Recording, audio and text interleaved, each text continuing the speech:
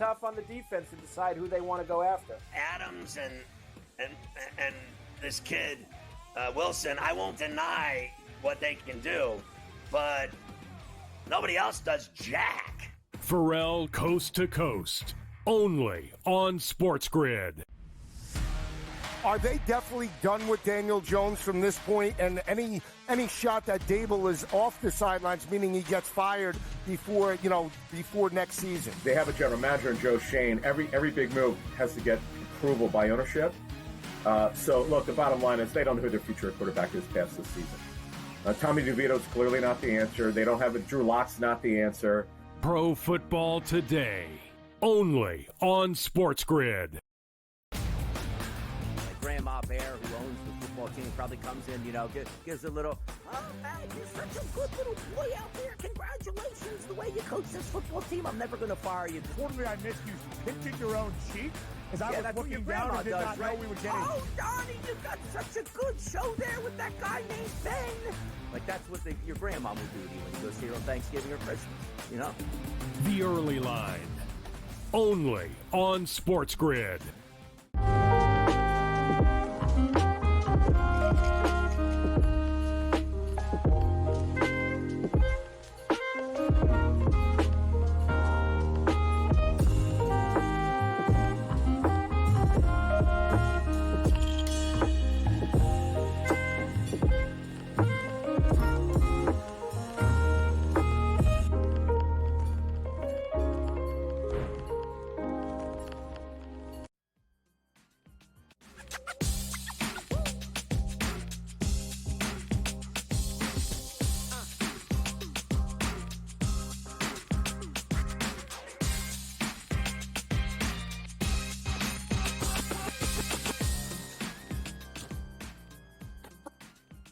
All right, welcome in. GameTime Decisions here on this Tuesday now, February the 4th. I'm Joe Raineri, T-minus, 5 days or so before the big game on Sunday. One final game in the NFL to crown a world champion. The Kansas City Chiefs and the Philadelphia Eagles getting ready to do battle. And, of course, here at the SportsGrid Network, we've got boots on the ground all week long. We are coming to you live from New Orleans on Radio Row. We've got some great interviews, some great sound bites for you all throughout the day, leading right up to the game on Sunday. So you definitely don't want to miss that. You guys are tuned into the right spot when it comes to getting up-to-date information live from New Orleans for that one final NFL game coming up on Sunday. We're going to talk a lot about that game, a lot of different prop bets. We'll take a look at what the market has been doing over the first couple of days of the week here. Any crazy movement? Well, we certainly have seen some movement, and a lot of it is geared towards the Philadelphia Eagles. So we've seen a lot of Eagles money come in over the last 24 to 36 hours. I don't want to say that is shocking because if you recall a couple of years ago, the Kansas City Chiefs opened up as a slight favorite in that Super Bowl. And then right around the end of the week, Thursday, Friday, heading right into Saturday and Sunday, we saw nothing but Eagles money. They closed a 2.5-point favorite in that Super Bowl. So not shocking that the Eagles money, we knew it would hit at some point. The question is, how much more of it are we going to get as we are starting to see ones pop up all over the place here now? Was 1.5. The total also starting to get ticked up here a little bit, starting to see 49s popping up. And we fully anticipate the over money continuing to come in as the public gets a little bit closer to kickoff on Sunday. The public never bets unders. Public always bets overs. And there's going to be a lot of recreational dollars flooding the marketplace right around that Friday, Saturday, and of course, right up until kickoff on Sunday. But 49s are starting to show up, and we're getting closer to a pick 'em. Don't know if we'll get there, but the Eagle money is finally starting to show up here in the marketplace. Other than the NFL, of course, we've got plenty of other action here tonight to keep us busy leading right up until that big game on Sunday. In fact, 34 games going to take center stage in college hoops here tonight. And boy, oh boy, we got a lot more high-profile games tonight than we did last night, where the only game featuring schools that anybody has heard of, that was, of course, Kansas handling business at home against Iowa State, sending Iowa State to a third straight loss. And boy, oh boy, are they reeling and have no idea what they're going to do. Kansas righted the ship pretty well there in that game last night at home. But tonight, we got much more high-profile schools here in action, including a little late night with Arizona taking on BYU. How about Kentucky taking on Ole Miss? I think that, too, is going to be an extremely interesting game here with Kentucky going on the road to check out Chris Beard and Ole Miss. Can they get it done? Getting points, in fact, here tonight, as you can see. Ole Miss laying the 4.5. A little late night action, too, with Michigan State, who did not have a very fun time out west the last game over the weekend, as they got absolutely smoked by USC.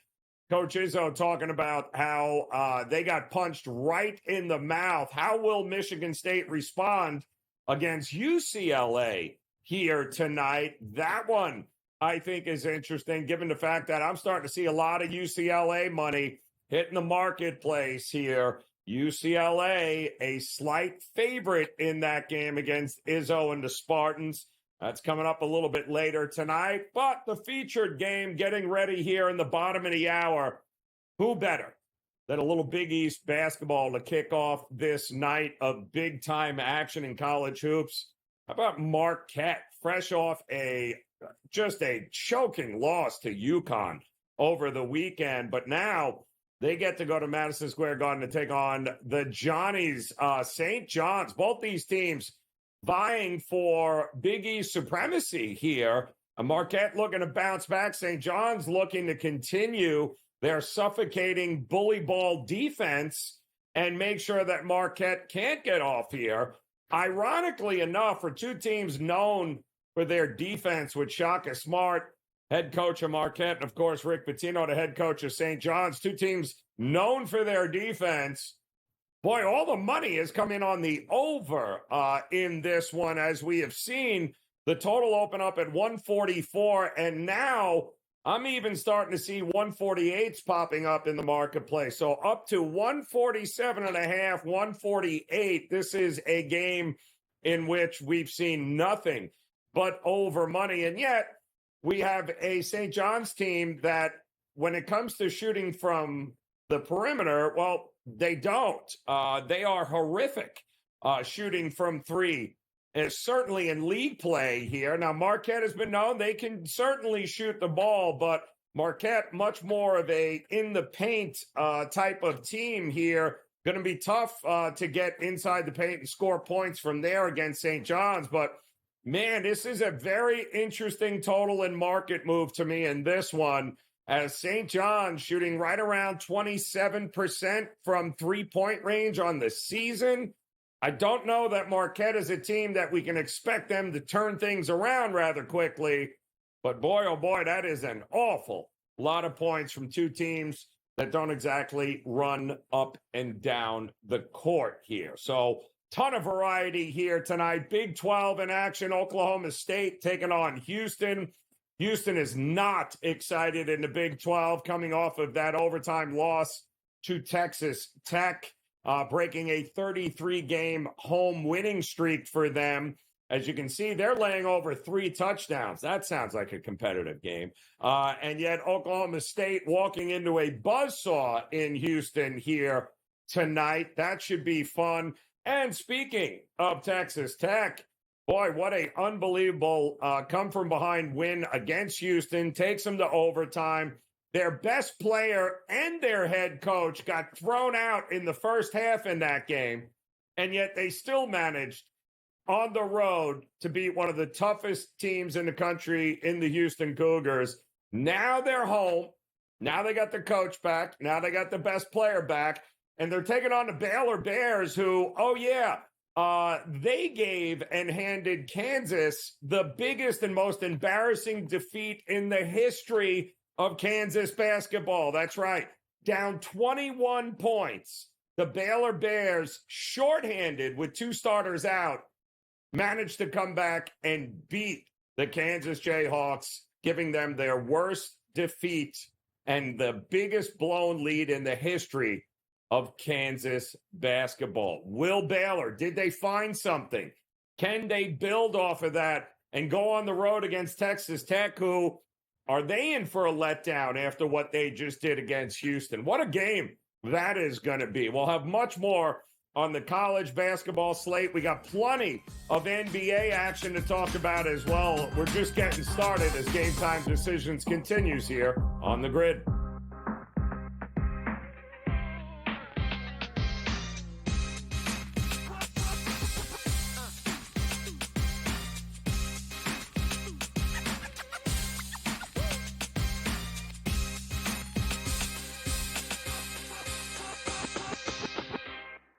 So my team didn't win this weekend, but I still did with this app that's taking over the game. Sports Millions Pick'em lets you make quick and easy predictions. Pick your favorite players, go higher or lower, and you can still win big even if your team loses. Plus, the multiplier is insane. With just a few picks, you can win big money.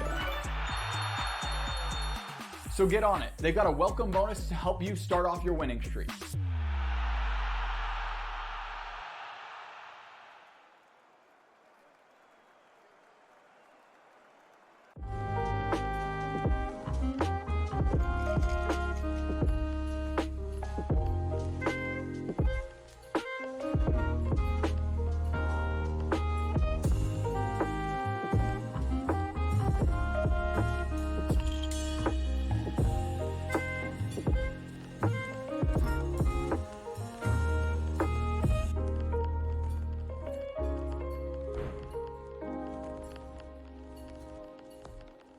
Anyone that's been to a sporting event, the atmosphere before a game, I think Game Time Decisions has that same exact atmosphere. This is our arena. This is what we do. There is going to be an energy to Game Time Decisions that you will feel night in and night out. The excitement you get when you lock your bets in, when you're figuring out what you want to do, we can zone in on the biggest games each night. I want this to be the place that people come to before the games start so they feel as ready as possible to lock in their cards. We are going to hit every single one of those markets that you need to know about. We're going to go through every single thing, and I've got a great team behind me that's going to help me get the job done. There is not going to be a better place, I promise you, than Game Time Decisions to get that new information, react to it, and be able to then bet accordingly. We will have everything at our disposal, and we will use that to our advantage. I'm Kevin Walsh. Tune into Game Time Decisions from 6 to 8 p.m. Eastern on SportsGrid. The two guys that can do it all. Too much electricity this morning. This is a good time. We're having a lot of fun. I had to do a triple take. Ka-ching! Why? Because of parity. I didn't mean to offend. Yeah, it's not going to happen. Load management is a dirty word. Let him rip. You know what? Circumstances provide the results. What? How do you do this once? Oh, Donnie, you got such a good show there. A network that is booming. The Early Line, only on SportsGrid.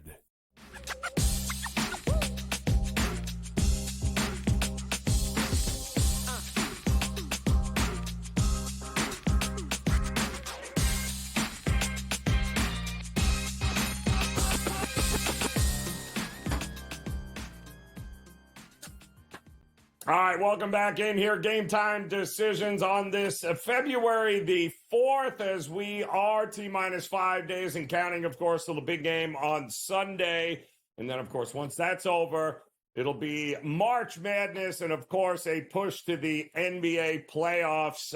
And we got a lot going on between now and Sunday on the hardwood. Nobody better to talk hoops with than the man, the myth, the legend, the man behind the man who taught Patrick Ewing everything he knows. The coach, James Young, in the house here. Yeah, that's right. I said it, Coach. You don't have to worry about it. I put it out there for you. Everyone knows now. I'm just saying. Nobody quite taught Patrick how to box out like you did. I'm kind of curious. So big game. What are we talking? Rutgers, Maryland in the Big Ten, or Temple, Memphis? No. The Super Bowl. Ball State, Akron. Ball State, Akron. Huge game tonight for the Zips in the MAC, but we'll hold off on that one. Let's go to the Garden, though, now that you brought it before we head over to the NBA. You, big Johnny's fan, I know this.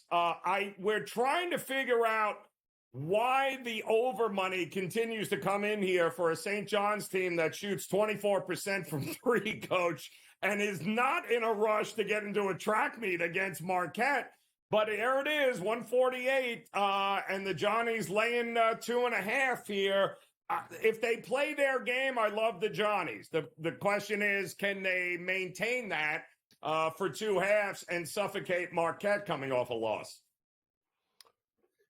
I don't understand this line. The over. We talked about it at 147.5, and it's up to 148.5. So it's steaming to the over. That's fine. I'll just let it. I'll take it at 148.5, and I'll go under. St. John's. I went to the game at the Garden, and Rick Pitino brought this up, folks. Particularly a couple of their guards, one of them being Simeon Wilcher. They struggle to shoot the ball at MSG. It's the depth perception. It's seeing what's behind them. So to me, I'm looking at St. John's with the third best defensive efficiency in college basketball. They're not going to get. And here's the thing: people think of St. John's, they think of the press. Pitino isn't pressing as much as he usually does. I think this is a half-court game. I think this is a bloodbath. I think it's going to be physical. Under 148.5 tonight in St. John's versus Marquette. I love that, Coach. I don't see how there's any other way to approach that one in any way, shape, or form. We talked a little bit here. Kentucky Ole Miss, I think, is going to be fascinating, too, as Chris Beard trying to right the ship here a little bit with this Ole Miss team. But Kentucky kind of going through it there. Good old Mark Pope trying to figure some things out. Not the Kentucky of old by any stretch. And Kentucky getting what, 3.5, 4, Coach, on the road here? Yeah, this thing has moved. This thing has moved, right? It was, I think, 2, 3.5. Now it's up to 4.5. You look at Ole Miss, they lost 4 of the last 5 games. Kentucky's lost 3 of their last 4. But, I mean, think about who these teams have lost to, right? Ole Miss, Auburn, Missouri, at Missouri, which is a tough place to play, Columbia, Texas A&M by 1, Mississippi State by 3. Right? You look at Kentucky's losses, 5 to Alabama, understood, 5 at Vanderbilt, but it's a 10-point loss to Calipari in Arkansas. It's kind of got me like, really? Because that team's struggling a little bit down there in Arkansas with John Calipari. I'm taking a home team. I'm going to take Ole Miss minus a 4.5. Folks, you may be better suited to wait. Let the game start. Maybe good start by Kentucky. Let that line get down to 2.5 Ole Miss, and then take them on the money line. Once you can find Ole Miss on the money line at minus 150 or less, go ahead and jump in then. I think Ole Miss wins the game close. Woo, love that. All right, let me get your thoughts here in the association tonight. Got to talk about your New York Knicks. Great win last night. Brunson goes off, drops 42 there, come from behind in the fourth quarter to beat the Houston Rockets. But now they got to go on the road to take on the Toronto Raptors team, who by far finally healthy, playing their best basketball. And boy, they are stingy. Do we trust the Knicks to go on a road and lay a number in this spot, second of a back-to-back? I can't trust them. It's too big of a spread. We saw the Knicks do this like a couple of weeks ago. They won a game and they went to Chicago and lost the next night. So we have to be concerned about the Knicks. To me, the best play I would go with, how about Jakob Poeltl double-double at plus 155? Ooh. Okay, he's going to have to keep Mitchell Robinson off the boards. Not Mitchell Robinson, Karl-Anthony Towns off the boards. And Jakob Poeltl has gotten, I think, 8 and 10 points in 2 matches versus the Knicks and 10 rebounds each game. Plus 155. He's going to have to rebound to keep Cat off.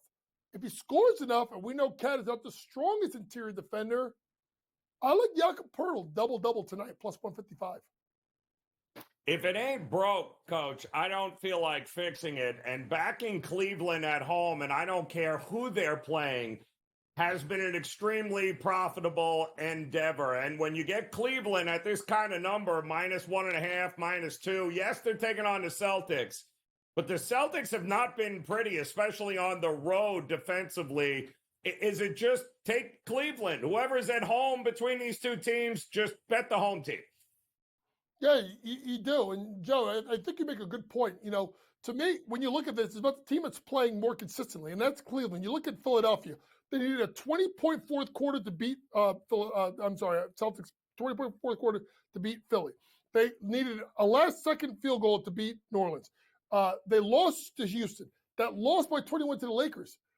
Cleveland still has to prove stuff to people, folks, including Boston. Give me the Cavs on the money line tonight. I love it. And by the way, I found you were on the early line today, and you talked about that Lakers-Clippers game. Zubac, over 12.5, Coach, is what I went with there. Looking like him to get it done tonight with no big in sight for the Lakers. Am I right? Yeah, I would like that. And I would go with the team total over 114.5 for the Clippers tonight. Lakers, no defense at all. No defense, unless Coach suits up for him. Coach, always a pleasure, my man. Game Time Decisions continues on the Grids.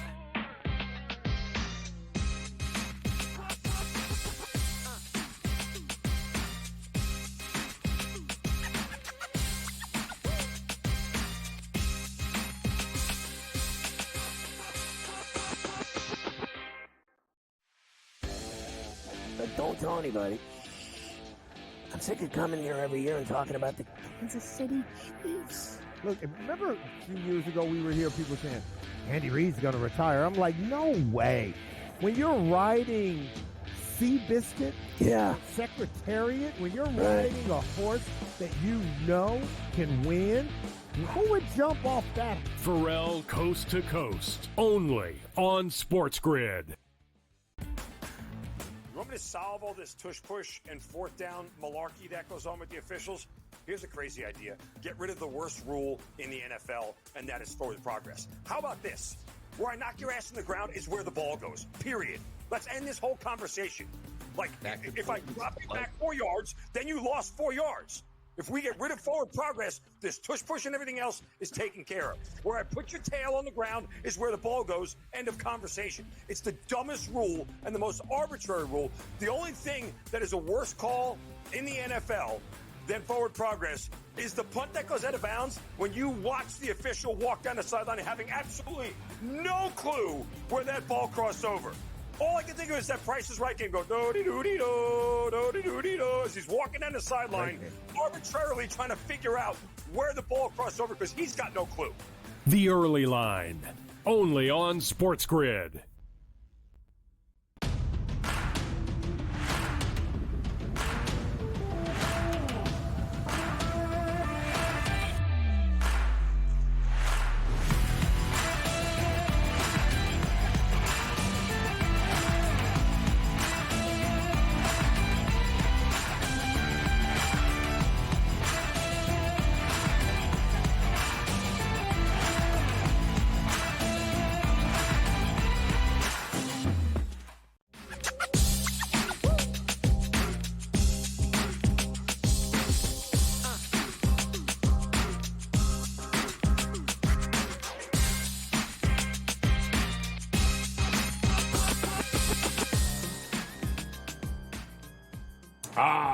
Right. Welcome back in Game Time Decisions here on the SportsGrid Network as we are getting ready here tonight. Plenty of great games on the hardwood, plenty of action on the ice because, well, the NHL just can't figure itself out. They gave us one game last night, and now they're going to give us 10 games here tonight to go over. We'll talk to our good friend Joe Madden. We'll break down some of these hockey games for you coming up in, let's say, about 35 minutes or so as the puck will get ready to drop. Some great action on the ice. Of course, the NBA getting ready to tip off here.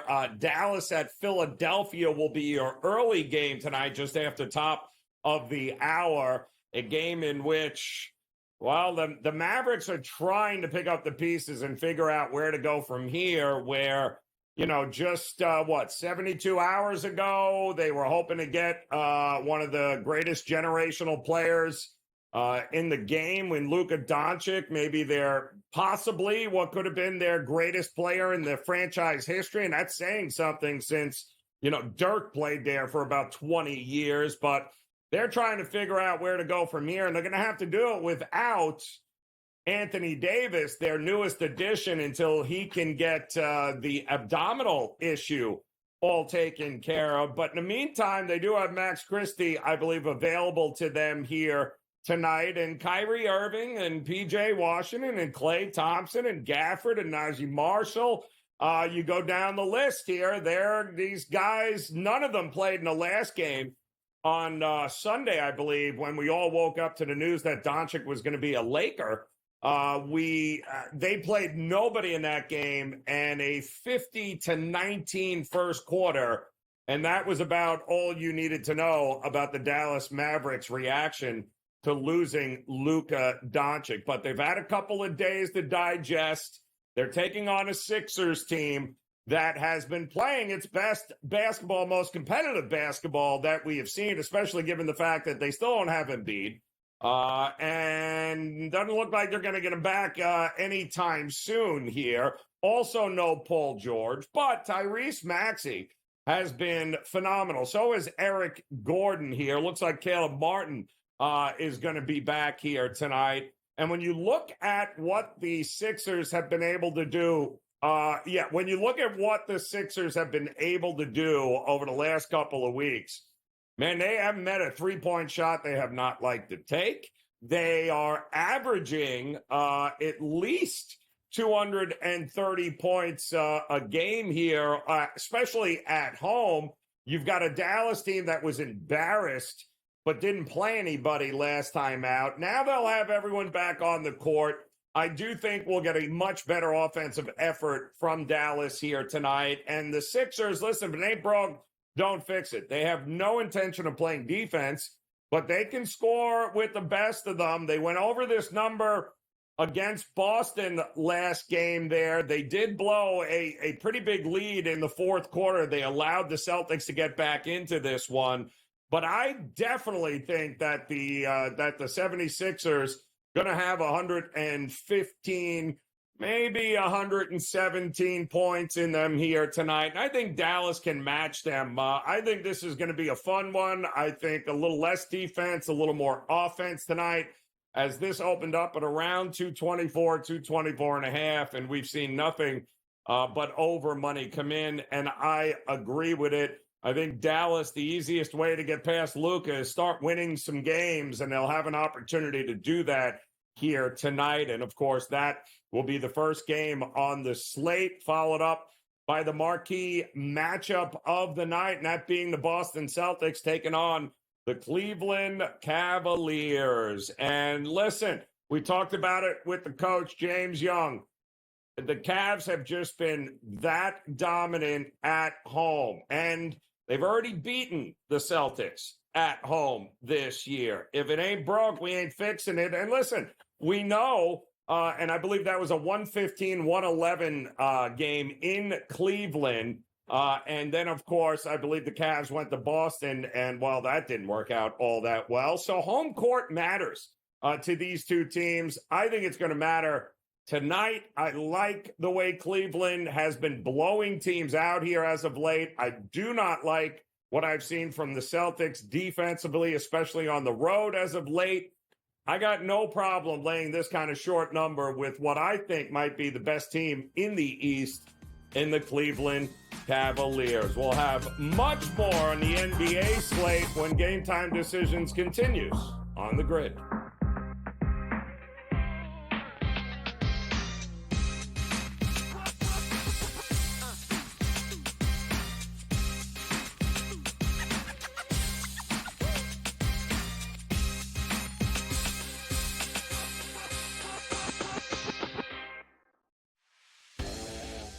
Don't tell anybody. I'm sick of coming here every year and talking about the Kansas City Chiefs. Look, remember a few years ago we were here, people saying, Andy Reid's going to retire. I'm like, no way. When you're riding Seabiscuit, Secretariat, when you're riding a horse that you know can win, who would jump off that? Pharrell Coast to Coast, only on SportsGrid. You want me to solve all this tush-push and fourth down malarkey that goes on with the officials? Here's a crazy idea. Get rid of the worst rule in the NFL, and that is forward progress. How about this? Where I knock your ass in the ground is where the ball goes, period. Let's end this whole conversation. Like, if I drop you back 4 yards, then you lost 4 yards. If we get rid of forward progress, this tush-push and everything else is taken care of. Where I put your tail on the ground is where the ball goes, end of conversation. It's the dumbest rule and the most arbitrary rule. The only thing that is a worse call in the NFL than forward progress is the punt that goes out of bounds when you watch the official walk down the sideline having absolutely no clue where that ball crossed over. All I can think of is that Price is Right game go do-de-do-de-do, do-de-do-de-do, as he's walking down the sideline, arbitrarily trying to figure out where the ball crossed over because he's got no clue. The Early Line, only on SportsGrid.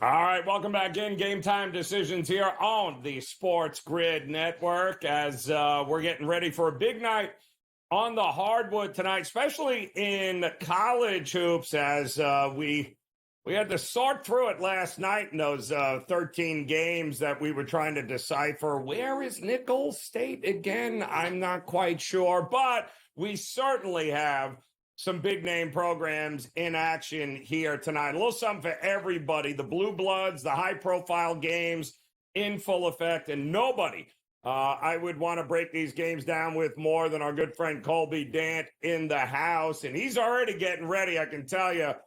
He's getting excited because in Madison Square Garden, they're getting ready to tip off here with the Johnnies. A couple of top 20 teams here, the Johnnies and Marquette. Marquette coming off of that just choke job against UConn there. They couldn't close it out, get it done.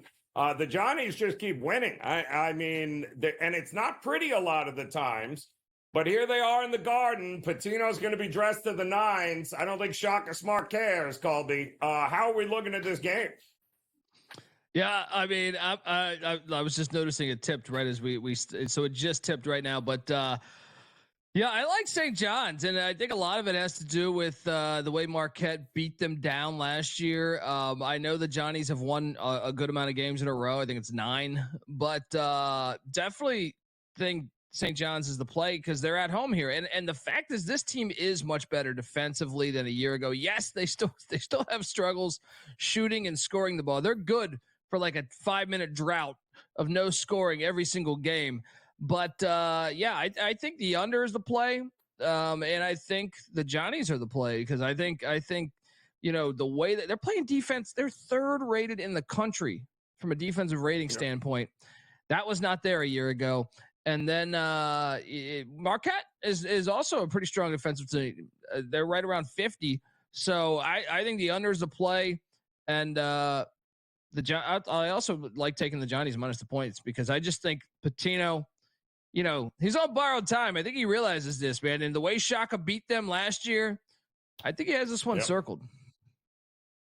Yeah, he didn't. He didn't have the team he's got this year, Pitino. But they're doing it his way, old school brand of basketball. They're not going to outshoot anybody, but they're going to make your life very miserable here. And if they can play that kind of defense, they should be at least in this game with an opportunity to win it late. We got a couple of fascinating matchups here. We just watched two very desperate teams last night, Colby, go into Fog Island, and on the both teams, it could have got off the rails for either one of them. So it turns out it looks like it's off the rails for Iowa State. Kansas righted the ship here last night, but my goodness, talk about over the top. Texas Tech getting the job done after their coach and best player get tossed early in the game against Houston. And then Baylor coming back from down 21 to beat Kansas. I don't know what to do with either. They're both in for a letdown as far as I'm concerned. What are we doing with Tech and Baylor tonight? Yeah, and I was on both sides of that. So I felt very fortunate, specifically the Texas Tech game, because when I saw Toppin get kicked out for, by the way, those refs should be investigated. Those refs should be investigated. They should never work a game again this season. But this is an interesting one because you kind of need to know it's a rivalry game. This is a long time rivalry. We've been playing each other for like 100 years, but VJ Edgecombe, who's played huge for Baylor this season, is a game-time decision, and same with Jeremy Roach, the veteran former Duke Blue Devil guard. You're gonna need to know if those guys are playing. I think Baylor's the right side, but I at least need to know that Edgecombe's playing. He's played very good over the specifically in January, so we need to know that he's going to play. But I do think Baylor in the points is the side in a rivalry game. When you win outright, that's probably the biggest win since the tournament run to the national championship with Beard for the Red Raider program. So I'm just going to fade that, but it sure would be nice to get word that VJ Edgecombe's playing at least. Yeah, no, and I agree, but they didn't have them. It's ironic they didn't have them in that game against Kansas in the second half, and it was unbelievable how they torched the Kansas Jayhawks in that game. I think it's going to be one of the more interesting games here tonight. I don't think Oklahoma State wishes they had this on the schedule, as they got to go into Houston, that team that lost to Texas Tech in overtime. They're going to be a little bent here. But again, we're slapping 3 touchdowns for a spread here. What are we doing? Could this roll out of control for Houston? They'll win, but are they winning by that many? No. I like taking the points here. I bet this myself. And I think if you're looking for the Houston angle, you take the first half. Right. Look, Oklahoma State, Lutz is doing a decent job. I know they're 11-10, and they're not what they once were when they had Big Country Reeves and everybody, and they're making the Final Four. But this is a gigantic number. This was a 13-point game back on December 30th. 13-point game. Now, that was in Stillwater, but no fans have been coming out to Stillwater for years now. So, okay, this will be a tougher environment, but I just think they stay within this number. Houston, another thing is I think they call off the dogs. Kelvin Sampson, I think he cares about health. He's been burned by injuries over, his whole tenure at Houston. So you're going to play Houston. I think you play first half for the game. Give me Oklahoma State and the points to stay within this. They're still not going to score many points tonight, but you're going to eke this thing out. I think Houston wins by like 17, 18 points. You get that cover. So I know another interesting one, too, is that Florida got kind of returned the favor. Tennessee did with a smackdown there in Knoxville. Clayton Jr., I believe, out now for Florida. They were laying a huge number. I still think it's double digits now against Vandy. I saw 13.5. I'm seeing 10.5 now here. Colby, listen, Florida is going to win this game. The question is, they're going to win it by double digits, even without Clayton.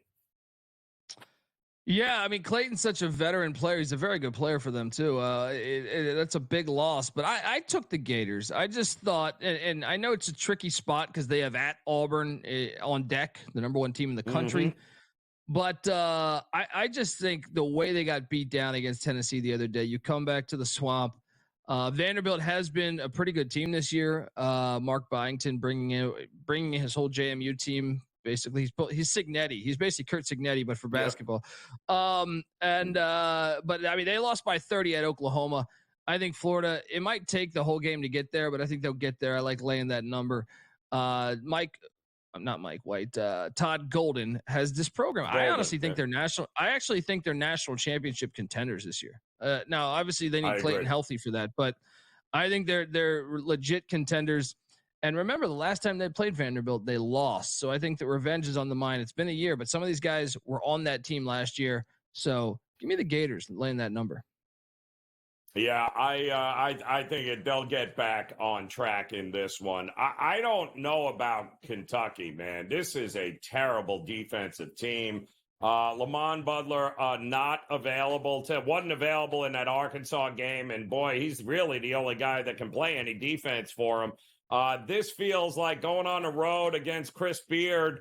He'll have his guys playing some defense here. It's no wonder all the money coming in on Ole Miss. I love Ole Miss too here. They just the fact they've lost 4 or 5. They should have covered against Auburn. What was that tech with under 10 seconds left? That needs to be investigated while we're at it. Yeah, I mean, look, Kentucky, Mark Pope's done a great job. The talent to me, it lacks a little bit. He brought in basically half his BYU roster. I think they go to Oxford. Ole Miss, Beard's going to take out their best player and make it incredibly hard for them. And I think Ole Miss gets it done here and gets a huge win. They need it more. They're the more desperate team.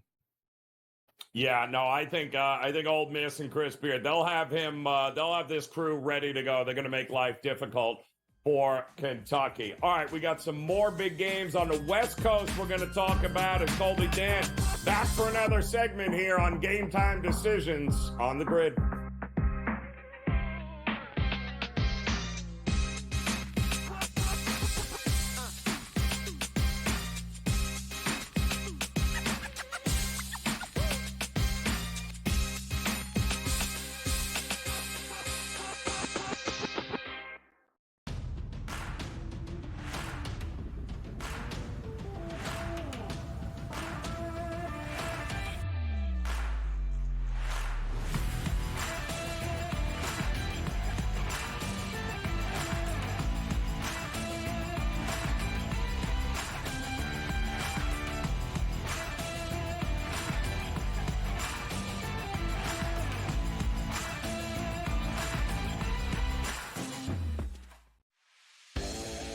But don't tell anybody. I'm sick of coming here every year and talking about the Kansas City Chiefs. Look, remember a few years ago we were here, people saying, Andy Reid's going to retire. I'm like, no way. When you're riding Seabiscuit, Secretariat, when you're riding a horse that you know can win, who would jump off that? Pharrell Coast to Coast, only on SportsGrid. I have no idea how to categorize what Mavericks GM Nico Harrison pulled off, Joe. All I know is that he shipped off Luka Doncic without telling Luka about it. If you thought conditioning was a problem for Luka, wait till you get a load of Anthony Davis tripping over air and then missing 40 games because he's like Glass Joe. The Early Line, only on SportsGrid. Your gut says Miami is going to win, and you should take the over. Your gut also said your NFT selfies would only go up in value. They didn't. But your head is on SportsGrid and knows the QB is in concussion protocol. The backup has a 45 QBR against the zone coverage. The New York D has the most sacks in the league. So yeah, trust your head. It's smarter to be on SportsGrid.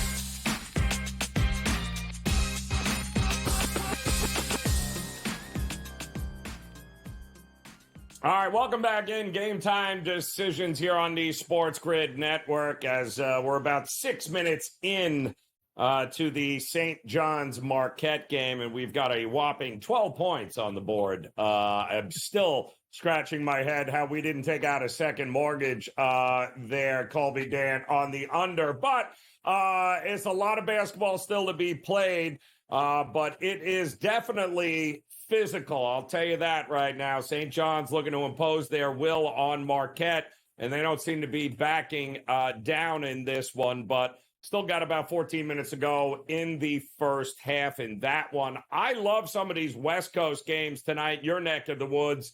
Let's start with Izzo in Michigan State, who got absolutely, and even he said it, punched in the face by USC over the weekend there.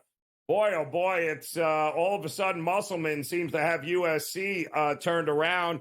But so does Mick Cronin, UCLA at home in this one. Michigan State still out on the West Coast. What are we? Michigan State getting points. Do they bounce back here?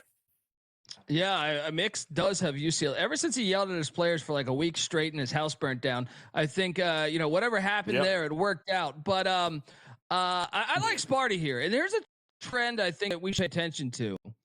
Is the team that's out on the West in these gigantic new conferences, it's the second game that they look a lot better. We saw it with Virginia Tech beating Cal at Cal. We saw it with Stanford beating North Carolina at North Carolina after losing to Wake Forest. You saw Cal do that to NC State. These were all dogs in the scenario, right? I think when you get out there, you get a few days under your body clock is just on a different page. I think Michigan State's the play here, and really they were due for a loss. They had won a double-digit amount of games in a row, and Musselman caught them. And I think now that they've been out in LA 4 or 5 days, the way they've been playing defense this year, I think this is Izzo's best team in about 15 years. So I do think Michigan State is the right side tonight. Fascinated by this game. I think it's the best game of the day, to tell you the truth, because UCLA is playing much better. Ever since they switched up that rotation, got the big man more involved, it's been a fun watch. But I think Sparty's the better team overall, and they've been out there for a while there. The way they're playing defense, and I also think there's a little more scoring options on this team than, say, the past couple of years for Sparty. So, give me Michigan State to win this.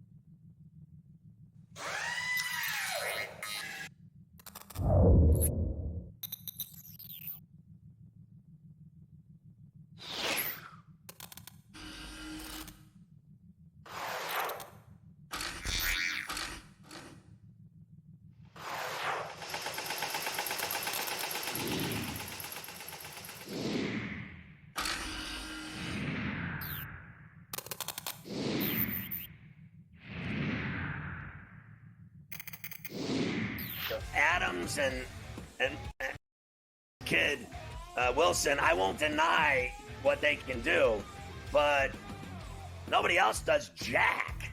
Pharrell Coast to Coast, only on SportsGrid. Are they definitely done with Daniel Jones from this point? And any shot that Dable is off the sidelines, meaning he gets fired before next season? They have a general manager in Joe Shane. Every big move has to get approval by ownership. So, look, the bottom line is they don't know who their future quarterback is past this season. Tommy DeVito's clearly not the answer. They don't have a Drew Lock's not the answer. Pro Football Today, only on SportsGrid. Grandma Bear, who owns the football team, probably comes in, gives a little, oh, hey, you're such a good little boy out there. Congratulations, the way you coach this football team. I'm never going to fire you. Totally, I missed you pinching your own cheek as I was looking down and did not know we were getting. Oh, Donnie, you got such a good show there with that guy named Ben. Like, that's what your grandma would do to you when you go see her on Thanksgiving or Christmas, The Early Line, only on SportsGrid.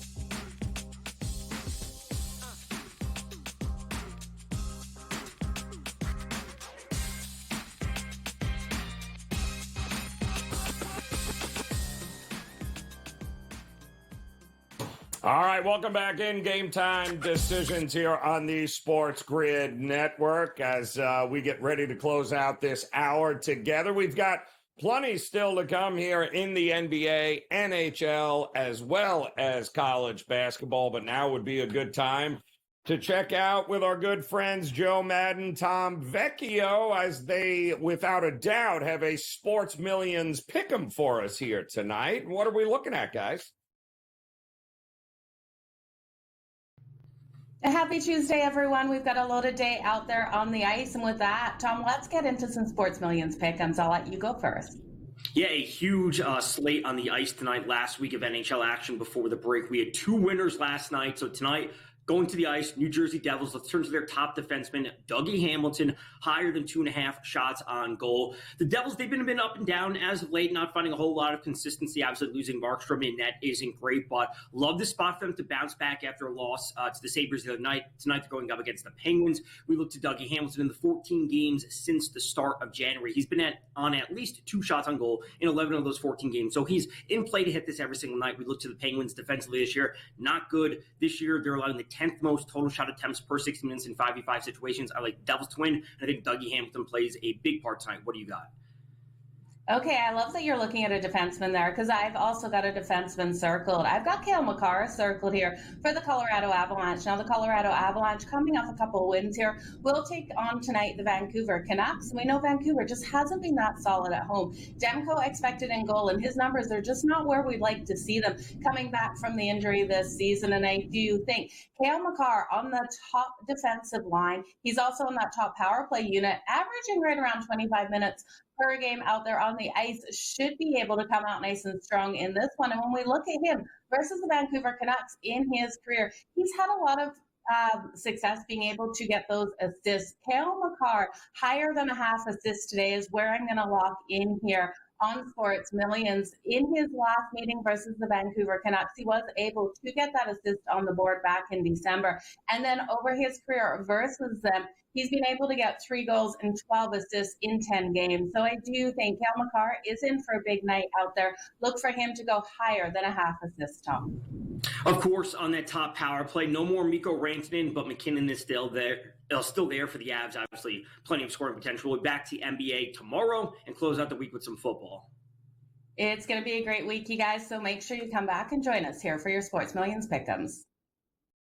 All right, appreciate it, you two. And don't forget, plenty more going on with a Sports Millions Blitz'em here tonight. Check out Sports Millions Social Casinos featuring classic slots and brand new game concepts. The Social Casino features the opportunity to win large sweepstake coins, and the games are always free to enter. Go play now at sportsmillions.com/social-casino. That's sportsmillions.com/social-casino. All right, well, we got much more still to come here on Game Time Decisions as we are T-minus 5 days and counting, of course. So the big game in New Orleans, but plenty more going on here tonight, including a loaded slate in the NHL on the ice. We'll talk to Joe Madden as well as George Kurtz coming up next hour, get their thoughts on these games coming up. We've got a whole slew of games getting ready to tip off in college hoops right around the 7 o'clock Eastern time. So looking very forward to those. Some great late night games here. And then, of course, the big game in the NBA here tonight as the Cleveland Cavaliers, a battle for East supremacy, taking on the Boston Celtics. That game coming up at the bottom of next hour. So we've got a lot happening here. Still a lot to go over, including a look at Madison Square Garden, where the Big East is under a microscope here tonight with the Johnnies taking on Marquette. And boy, oh boy, turning out to be pretty big slugfest in that game right now. 16-13 right now. Marquette on top. Boy, about halfway through the first half. We'll have much more on that as Game Time Decisions continues on the grid.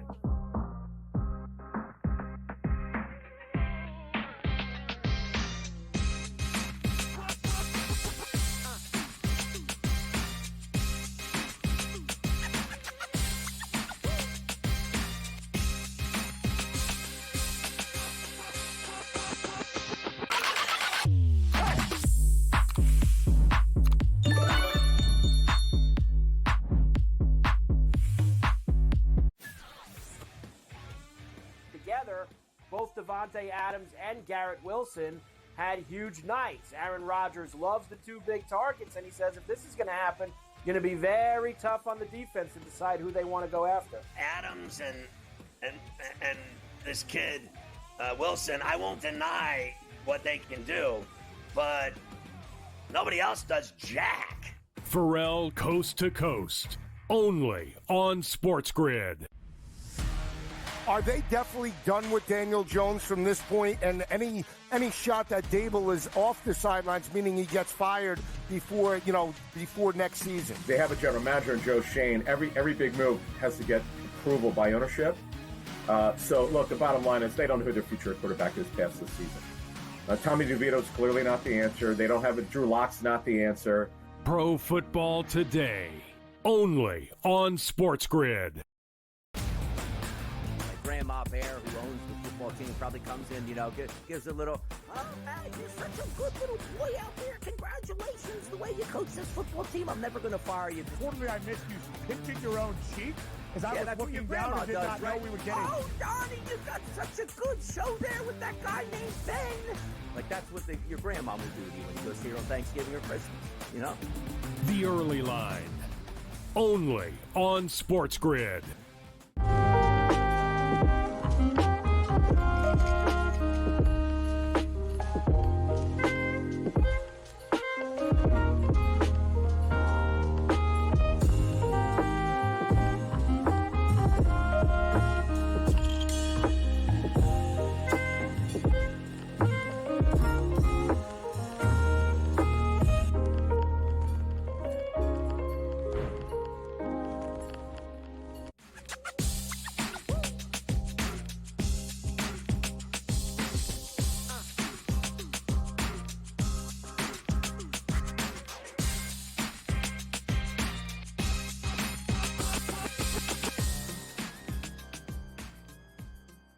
All right, welcome back in Game Time Decisions here on the Sports Grid Network, off and running another hour together as we are well underway here on the hardwood tonight. Plenty going on in the NBA as well as college basketball. Some great top 25 action underway already, including St. John's and Marquette there, a couple of top 10 teams, in fact, there with the Johnnies. Doing battle right now, 18-17, Marquette on top as these two teams exchange buckets, and a lot of physicality here. This is getting to be a bit brutal here at the Garden, but that should be a fun one. And then, of course, we've got a whole lot of other top 25 teams getting ready to go underway, including Florida. Will the Gators be able to bounce back tonight at home against Vandy? That game also getting ready to tip off here. Now, in addition to the hardwood action, we got plenty going on in the NHL, and we welcome back in Joe Madden here as we are getting ready. I believe we've got a handful of games just about ready with the puck to drop here. I know Ottawa, Tampa, the Devils, Pittsburgh, Minnesota, and Boston. Not to mention, of course, my Panthers and Washington. Bobrovsky and net there against Thompson. Let me start there because this was a true pick'em. And at one point, I think I even saw Washington as a slight favorite today. Boy, I don't think people realize how good Washington has been so far this year without Ovechkin. But they're taking on the champs. They are at home. What did you think tonight with this one?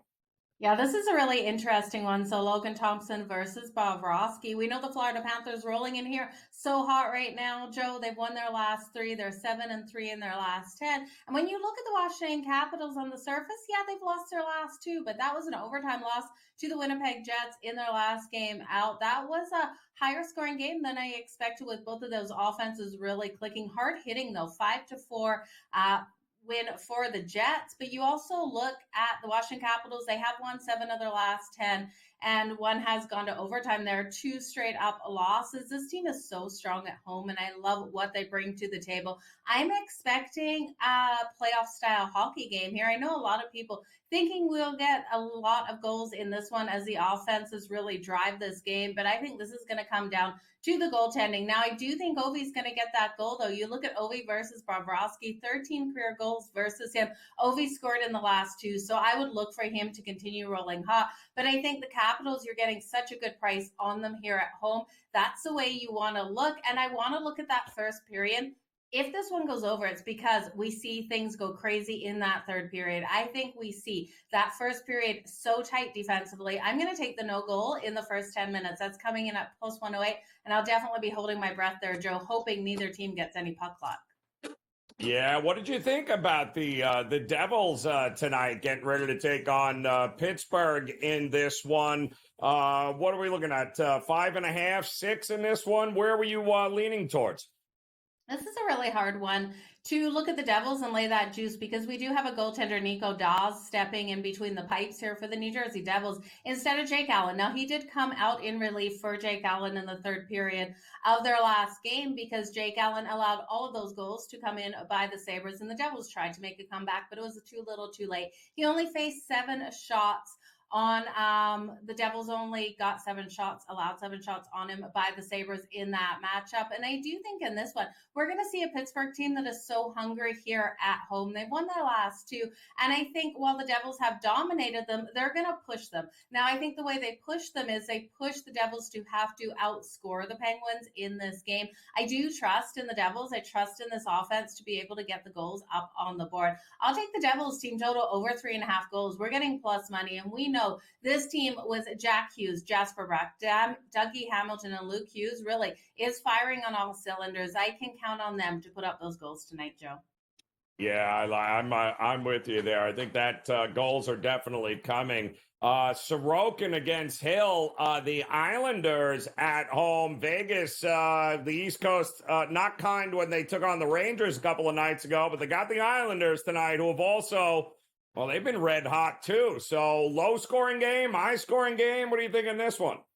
Okay, so they have been red hot, Joe, and I sat here with you, 2 weeks ago on a Friday and said, someone's getting a shutout tonight, and I think it was Aiden Hill, but it was Sorokin who got the shutout in that matchup with the Isles and Vegas in Vegas. He played so strong. I've got to look for the Isles to continue to roll hot. Now, they are off that loss to the Florida Panthers. That was a big loss, 6-3, but you look at this team, they've won 7 of their last 10 games, and Vegas is just sliding in the opposite direction. They've lost their last 3, and yes, they want to get back on track, but it goes deeper than the last 3. They've gone 2-5-3 in their last 10 games. Their last game was a loss to the New York Rangers. That was a 4-2 one. They're at the Devils on Thursday and then the Bruins on Saturday. I think they roll into this game, and Sorokin has another big night here, but Aiden Hill should as well. I would look for a lower scoring game, one in which the Isles can come out on top. Yeah, Columbus getting ready to take on Buffalo as well. And should we just bet overtime happening in this one? Because that's all the Blue Jackets play here. But 6.5 feels like a big number here. Do we trust Columbus in Buffalo? Yeah, it's hard to trust Columbus out there on the road, but they have been getting these wins. And like you said, 3 of their last 4 games going to overtime, they've been able to get those wins in those games, and that last loss coming to the Dallas Stars 5-3. So this team has been pushing out there, and I do like what we see out of them. We're getting plus money on a team that has been rolling nice and strong. And now I know the Buffalo Sabres have won their last 3, but I still don't trust the Buffalo Sabres as much as I do the Columbus Blue Jackets. So I would look for a higher scoring game. These teams trend to the over. 5 of the last 6 meetings in Buffalo going to that over. But I think at the end of the day, you can sprinkle here on the Columbus Blue Jackets straight up on the money line. We're getting great plus money at plus 128. They've won 4 of the last 5 in Buffalo. Road ice advantage as well. The last 7 meetings between these teams, Joe, the road team has won 5 of those. So I'm thinking they come in and get the win, and I love that plus money tonight.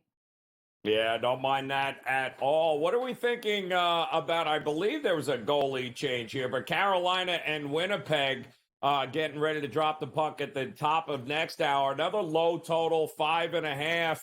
Carolina, decent favorite here. What are we thinking?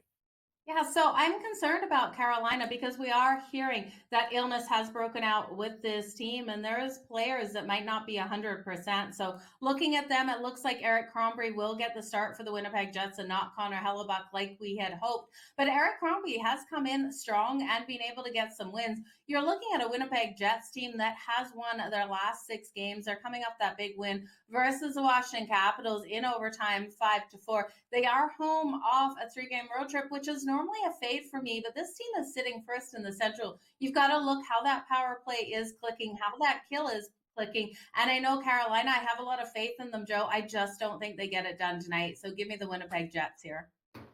Kind of hard to trust them for sure. And what did you think, too, about Colorado and Vancouver here? Demko in net. Vancouver finally has a whole bunch of new pieces. Is this the night where they're coming out party and they stifle Colorado? Yeah, I think it's going to be a hard one for Vancouver. I still don't have that faith in Demko, and that's where my concern comes. I do think this locker room is happier without JT Miller in the lineup and the addition of their new players. But you look at Demko on the season, Joe, it's not pretty. 4-6-3, 3.26 goals against average, and an 873 save percentage. You have some high, fast-paced offense here with Colorado. Nathan McKinnon and Cale Makar, but also adding Martin Necas. It's Colorado for me over 3.5. We'll have more. Game Time Decisions continues here on the Grid.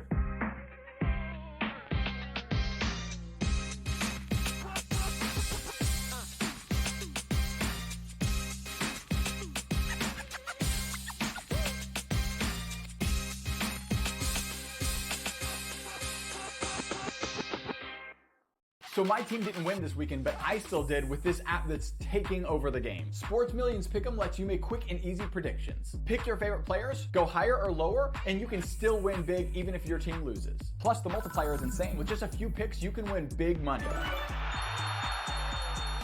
So get on it. They've got a welcome bonus to help you start off your winning streak.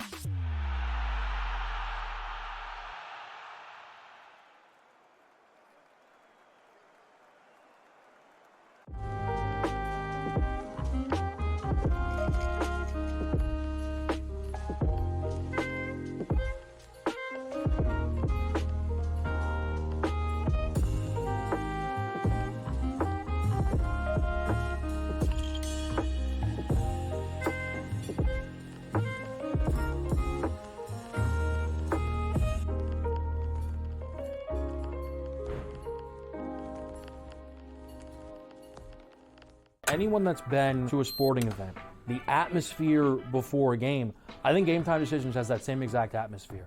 This is our arena. This is what we do. There is going to be an energy to Game Time Decisions that you will feel night in and night out. The excitement you get when you lock your bets in, when you're figuring out what you want to do, we can zone in on the biggest games each night. I want this to be the place that people come to before the games start so they feel as ready as possible to lock in their cards. We are going to hit every single one of those markets that you need to know about. We're going to go through every single thing, and I've got a great team behind me that's going to help me get the job done. There is not going to be a better place, I promise you, than Game Time Decisions to get that new information, react to it, and be able to then bet accordingly. We will have everything at our disposal, and we will use that to our advantage. I'm Kevin Walsh. Tune into Game Time Decisions from 6 to 8 p.m. Eastern on SportsGrid. The two guys that can do it all. Too much electricity this morning. This is a good time. We're having a lot of fun. I had to do a triple take. Ka-ching! Why? Because of parity. I didn't mean to offend. Yeah, it's not going to happen. Load management is a dirty word. Let him rip. You know what? Circumstances provide the results. What? How do you do this one? Oh, Donnie, you got such a good show there. A network that is booming. The Early Line, only on SportsGrid.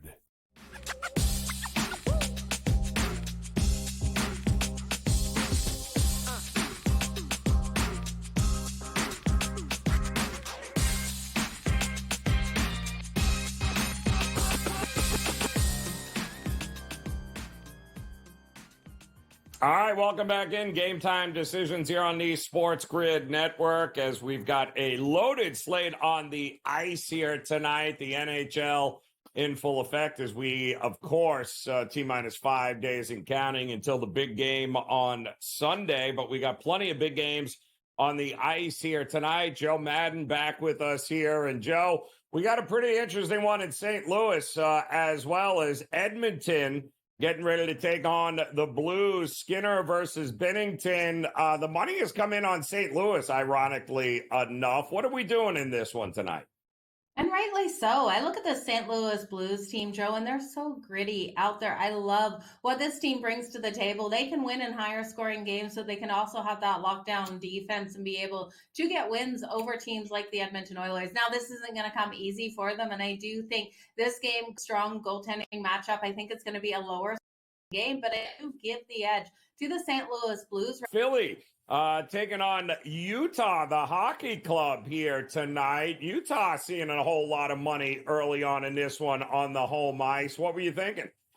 Joe, this is a gross game. You look at this game. Oh, yes. The Philadelphia Flyers have lost their last 3. We've got Utah losing their last 5. Someone has to get the win here. But who's going to be able to get the win? I don't want to lay the juice here with Utah. It is way too juicy. But there's no way to bet the Flyers and get any value because I don't think they're going to be able to get the win. They've been shut out in their last 3 games. We've got Utah's team total. I want to take it to the over. The over 2.5 is too highly juiced at minus 174. So the only way I can bet this, and I think it's some coffee money here, Utah first period puck line, looking for them to come out strong and hit Ergen right away out of the gate, laying a half a goal. That's coming in at plus 170. It's the only way I'm finding value that I like in this matchup. I like the way you're thinking on that one. What about your Calgary Flames tonight at home, taking on the Toronto Maple Leafs? Wall versus Wolf, and we've seen a little bit of Calgary love in the marketplace here tonight, Joe. What are you thinking?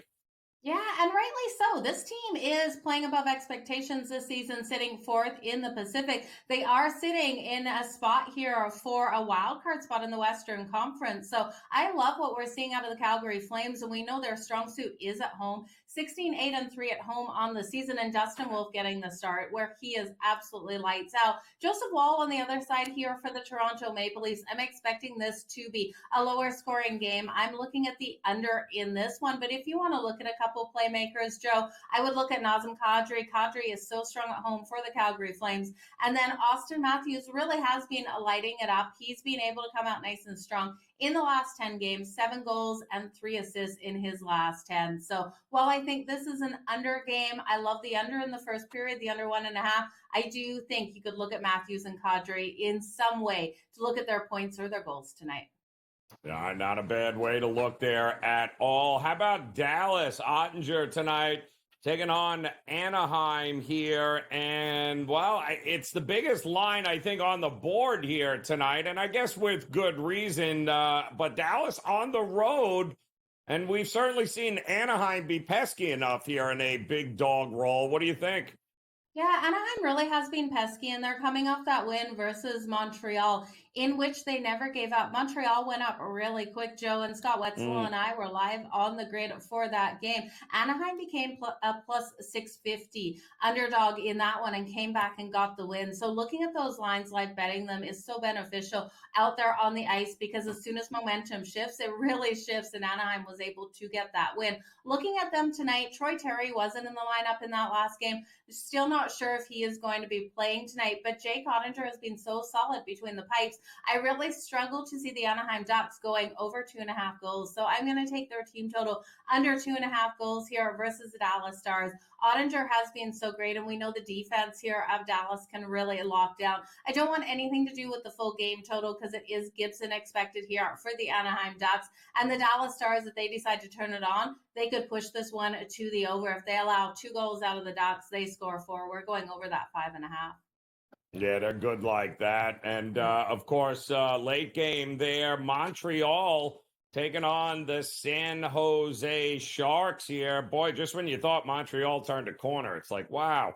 But we saw a lot of money come in towards Montreal here. Not a lot of love for San Jose at home tonight.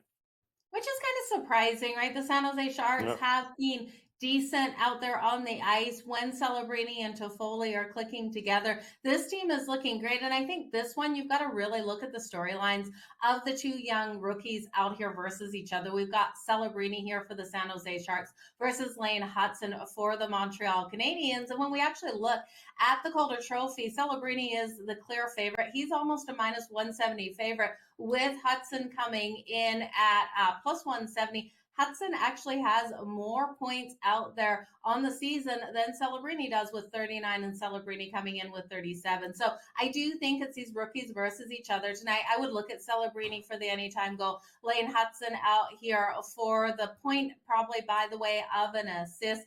He is a defenseman, but I do think you look at both of these teams to kind of get back on track offensively against each other. Vanacek versus Sam Montague. I'm going to go both teams to score in the first period, the over 1.5 in the first period as well, but both teams to score in the first period, Joe. It's almost 2-1 to your money, plus 194. Don't hate that at all. And the line flip here, we're seeing Detroit now the favorite over Seattle and the Kraken tonight. You agree? Oh, absolutely. I watched Detroit when they were here in Calgary, and this team is smothering opponents out there on the ice. They did it to Calgary. They did it to Vancouver. And this Kraken team has been having their struggles all season. Over the last 5 games, Detroit's allowed an average of 1.4 goals per game. Give me the Detroit Red Wings to come out nice and strong, and for Cam Talbot to stand tall between the pipes. I'm going to take Seattle, their team total, under 2.5, Joe. It's plus 128. Oh, we got tickets to cash here. Joe Madden, always a pleasure. Thank you so much. Game Time Decisions. We'll be back after this here on the Grid.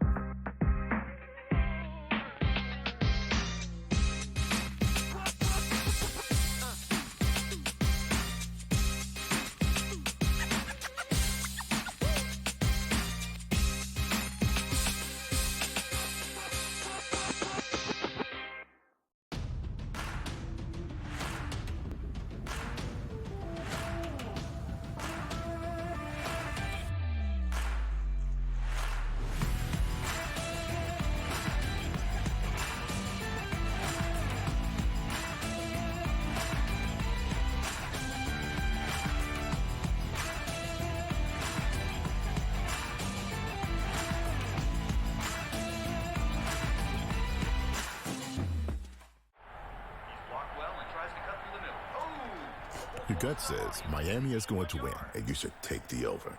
Your gut also said your NFT selfies would only go up in value. They didn't. But your head is on SportsGrid and knows the QB is in concussion protocol. The backup has a 45 QBR against the zone coverage. The New York D has the most sacks in the league. So yeah, trust your head. It's smarter to be on SportsGrid. I have no idea how to categorize what Mavericks GM Nico Harrison pulled off, Joe.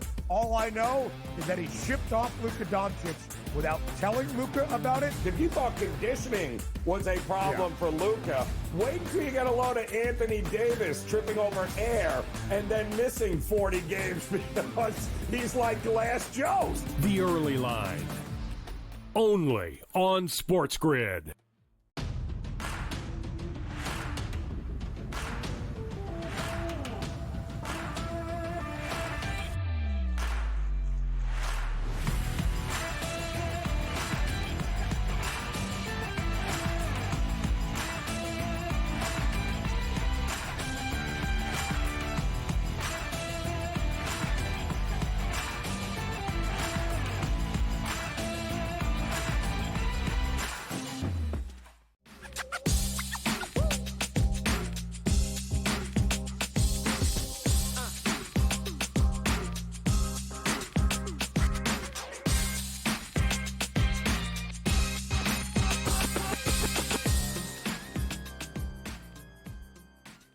All right, welcome back in Game Time Decisions here on the SportsGrid Network. I'm Joe Raineri. Appreciate you stopping by as we're off and running here in the games on the hardwood. Just one game in the NBA underway right now, and the 76ers at home at the Wells Fargo Center up in front of Dallas here, minus Luka Doncic, 14-9 right now early on with about 6 minutes to go. We're a couple of minutes away from the tip, and the game of the night at the Rocket Mortgage Fieldhouse in Cleveland as the Cavs hosting the Celtics in what many people believe will be a battle of the Eastern Conference Finals between these two teams here. Cavs already won a game earlier this year against the Celtics at home. The Celtics returned the favor at their building. Now we're back again here in Cleveland.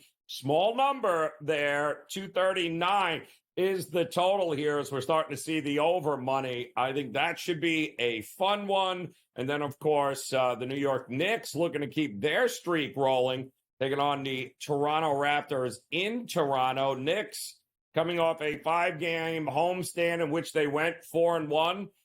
They had a big comeback last night against the Houston Rockets, thanks to Jalen Brunson and his 42 points there. They were down 11 heading into that fourth quarter yesterday at the Garden, but the Knicks rallied to get it done. And in the meantime, by doing so, well, they had a lot of guys that had to play nearly 40 minutes in that game. Then they had to hop on a plane and head to Toronto to take on one of the hottest teams right now in the association. Toronto finally healthy. Scotty Barnes playing out of his mind.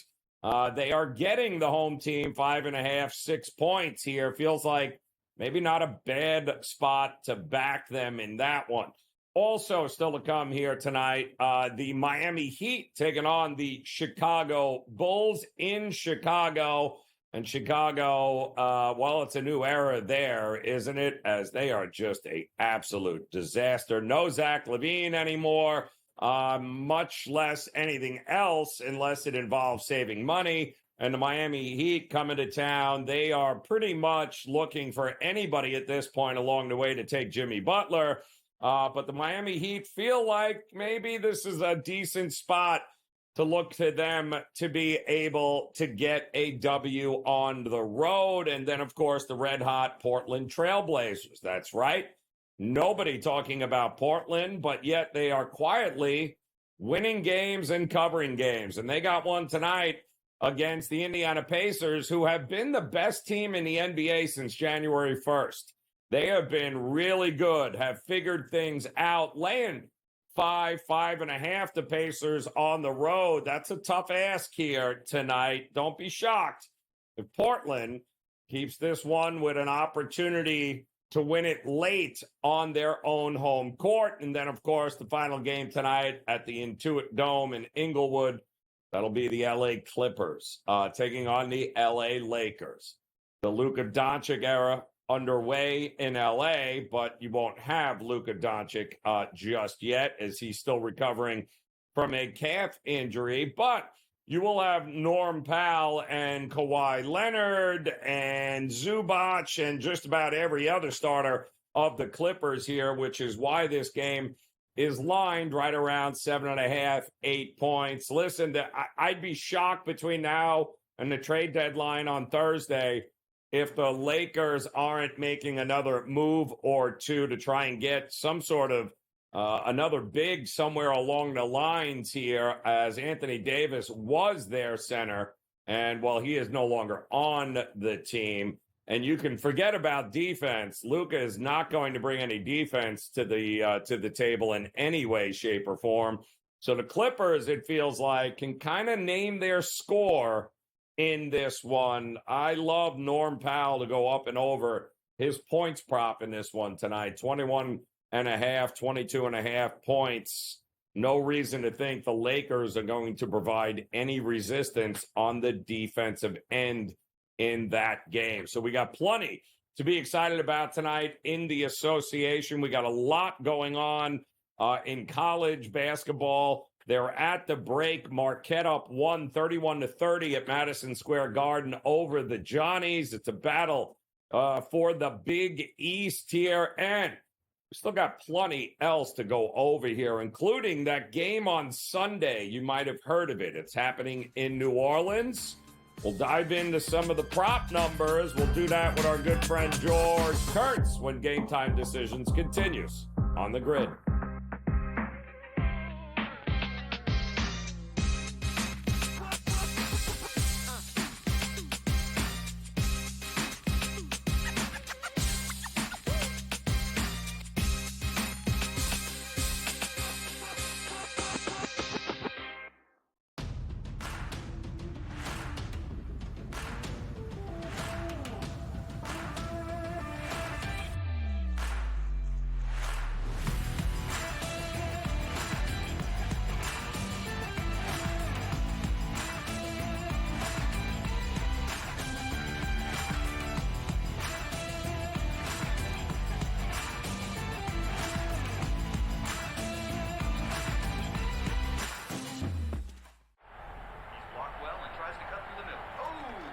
Your gut says Miami is going to win, and you should take the over.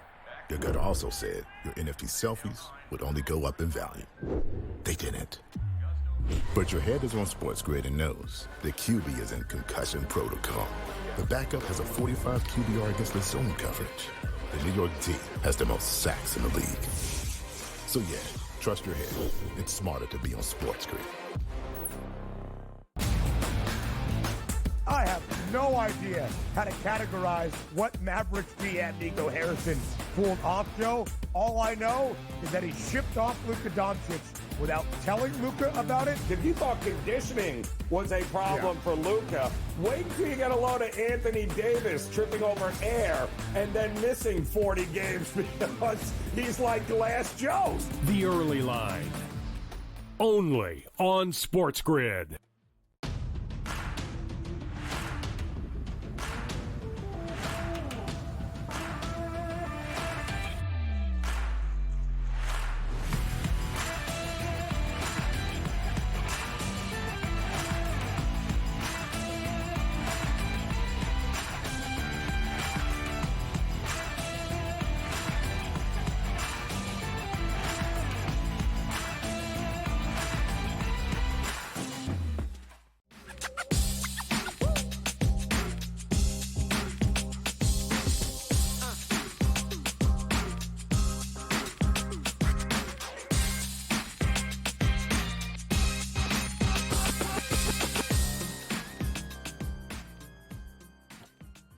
All right, welcome back in Game Time Decisions here on the Sports Grid Network. I'm Joe Raineri. Appreciate you stopping by as we are just 5 days away, of course, from the big game in New Orleans and the Sports Grid Network live on location on Radio Row all week long. So certainly would encourage you guys to make sure that you hang with us right through Friday as all the live interviews and all the information coming out live on the ground there in New Orleans.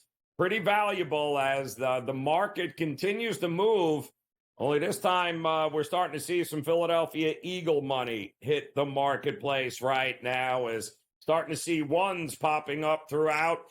This was 1.5, and it was just a matter of time before the Eagles and the Eagle money starts to show up. And, well, it's there. And I don't know that we're going to get to a pick-em price in any way, shape, or form. But I do think what you see is kind of what you get. It's a pick-em game one way or the other for me.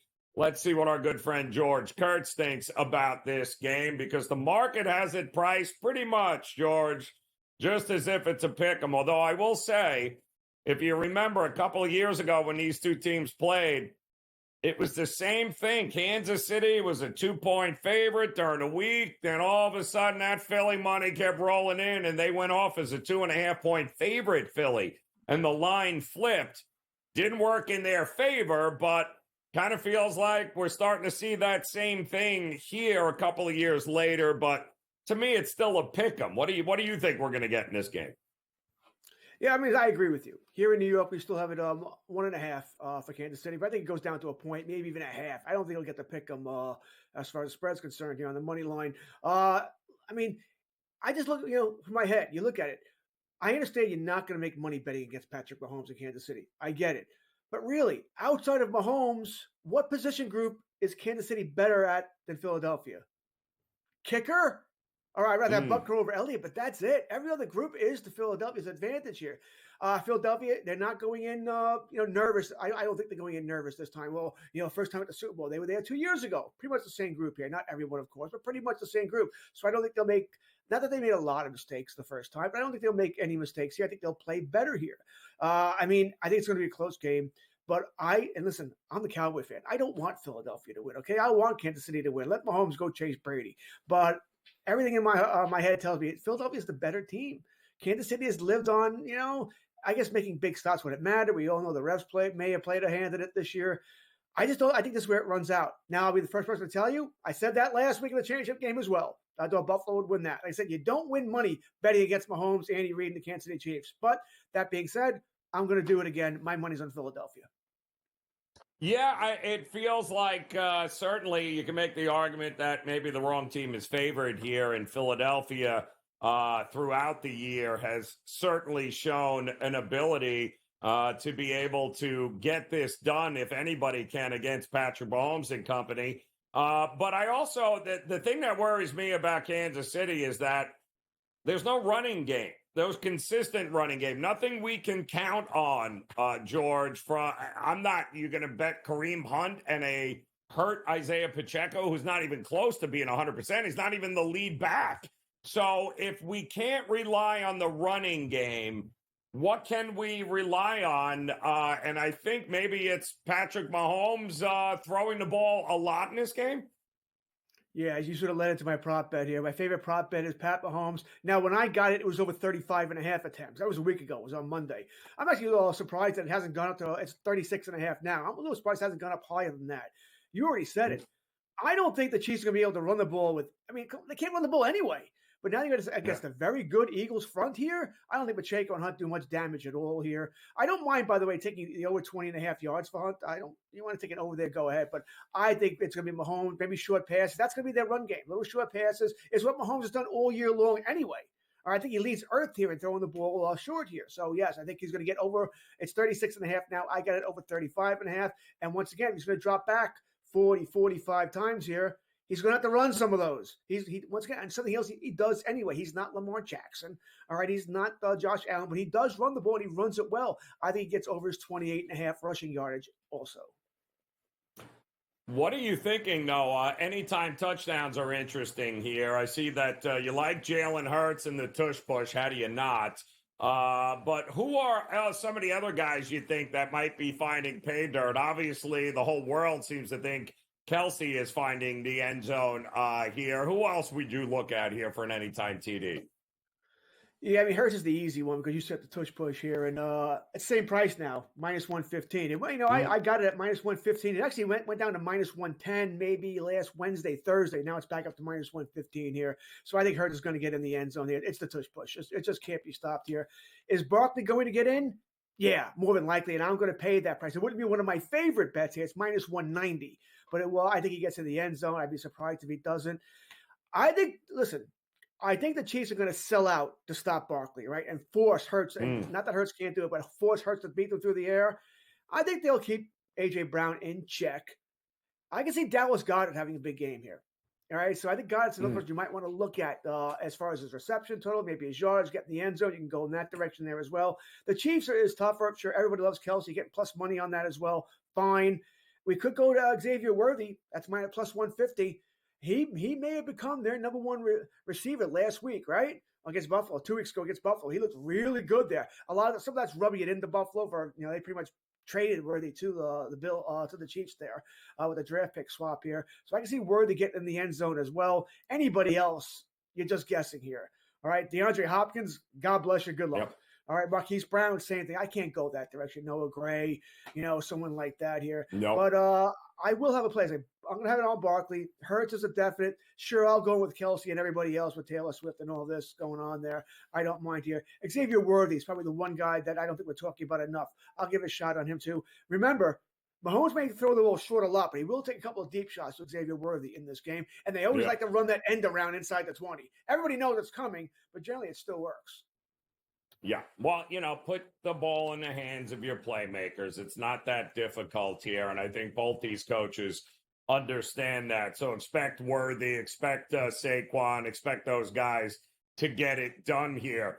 George, let me ask you on the ice here tonight. Your boys, the Islanders, Sorokin and goal against Aiden Hill and Vegas. The puck's getting ready to drop here. It was 5.5. Listen, they had a rough go of it here in South Florida against the Panthers. No shame in that if you're the Islanders. But Vegas on the East Coast, not exactly a great thing either, as the Rangers smacked them down last game. What are we thinking here? The Islanders are a team that, listen, they're doing what mirrors. They've won 7 of 8. That's what's it's stats. They did lose their last game to Florida. They started the 4th-string goaltender, Skorek, in that game, but they're doing it with mirrors. All right, let's not kid ourselves here. Their defense is beat up to hell, right? I mean, you got so many injuries on defense there. Now your Barzal might be out for the rest of the regular season as well. Theoretically, he's one of your top 3 scorers there. I said theoretically, he's not the player he thinks he is. But the Islanders are really beat up here. Now you said it. The Golden Knights laid an egg. Right, they had an early lead against the Rangers on Sunday. The Rangers had a team playing back-to-back nights there. The Rangers came back and won that game. Still, minus 150 with the Knights. I'm going to take Vegas. All right. I know Sorokin has played great of late, and that is the wild card there. Sorokin, this is not me exaggerating, but he has like a 970 save percentage in his last 7 games. You can't win if you cannot score. And right now he is a brick wall. That being said, he hasn't played since Saturday against Tampa Bay. Maybe a little rusty here. We'll see here. I'm going to take a shot with Vegas over the Islanders. Islanders just too beat up.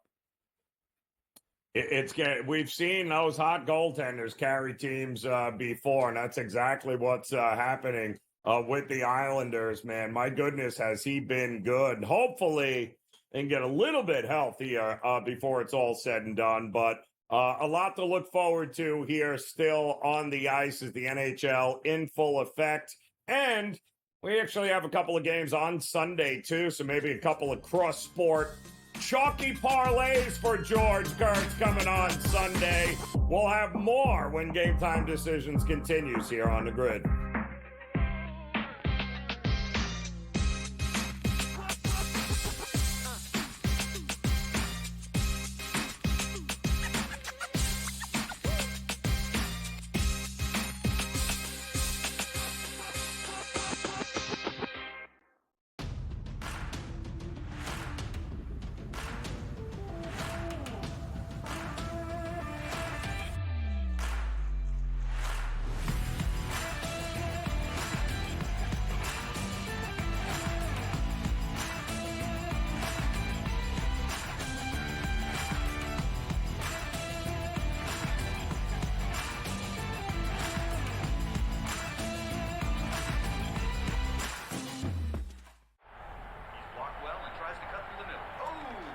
Your gut says Miami is going to win, and you should take the over. Your gut also said your NFT selfies would only go up in value. They didn't. But your head is on SportsGrid and knows the QB is in concussion protocol. The backup has a 45 QBR against the zone coverage. The New York D has the most sacks in the league. So yeah, trust your head. It's smarter to be on SportsGrid.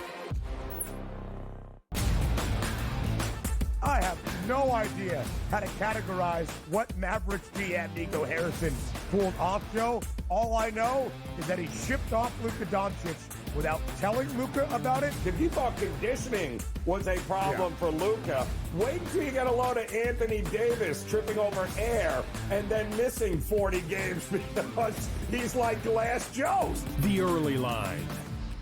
Only on SportsGrid.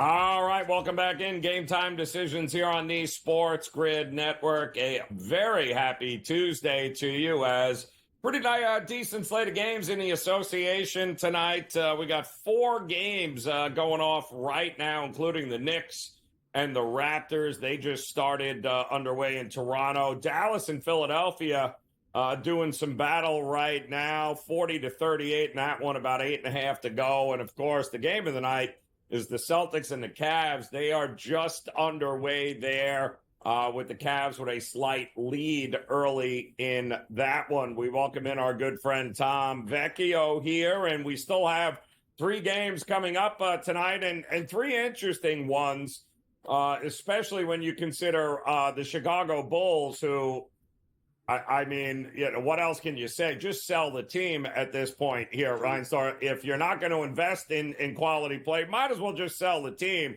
The Miami Heat are pretty much done with Jimmy Butler. And it just feels like kind of hard to trust the Bulls at this point, even though they're getting points at home. But what do you think of this game here tonight? Are the Heat worth backing in this one? If I had to pick, it would certainly be the Heat, like a team that, theoretically, they're still pushing for that playoff play-in spot, whatever you want to call it. But I just don't have a whole lot of faith in Chicago. And ultimately, this leads me to the under, right? I think we're going to see a slower paced game. Miami, they're 18th in the league when it comes to offensive rating. Chicago's 21st. Chicago, like they took a stab at it years back when they went and got DeRozan. They got Vucevic years ago, obviously, from the Magic, and it just didn't work out for them, right? And like you said, it's time to invest in the future, invest in the young players. That's what they ultimately need to do. And I think we're going to see their rotation change dramatically. And this is not just for Chicago, it's for a lot of teams, right? We're going to see younger players get involved more, and maybe not today, tomorrow, but obviously as the season goes on, we're going to see the veterans take even 5 minutes fewer per game can like severely impact PRA bets. It's also going to be very beneficial for role players. Yeah, listen, the Heat on the road is actually not a bad thing to get away from that whole Jimmy Butler drama. And I know they can look around right now and be like, well, we're all going to be here after Thursday. So I think the Miami Heat, probably not a bad look in this one here tonight. And then, of course, is there any defense being played by the Lakers tonight? I'm just curious. They're taking on the Clippers. I have no idea. We have the Doncic era hasn't begun yet. He is in a Laker uniform. I know they had the press conference, but this is still a Lakers team with some holes, especially with Doncic not on the floor, especially defensively. What are we going to get from them here tonight?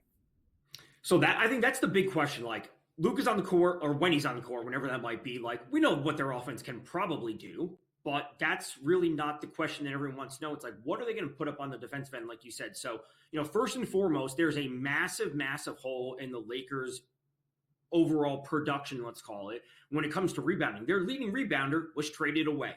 Who is going to step up and play that role? Is it going to be Jackson Hayes? His number is where it is. I like Rui Hachimura tonight. And, I don't want to look at like specific game logs, but just overall, per 36 minutes when Anthony Davis was off the court this year, he's averaging or producing 5.11 rebounds per 36 when Davis was off the court. The player that I have actually a ton of interest in is going to be Jared Vanderbilt, but I haven't seen a line posted anywhere. Obviously, he started the season Super League. He's only played 4 games.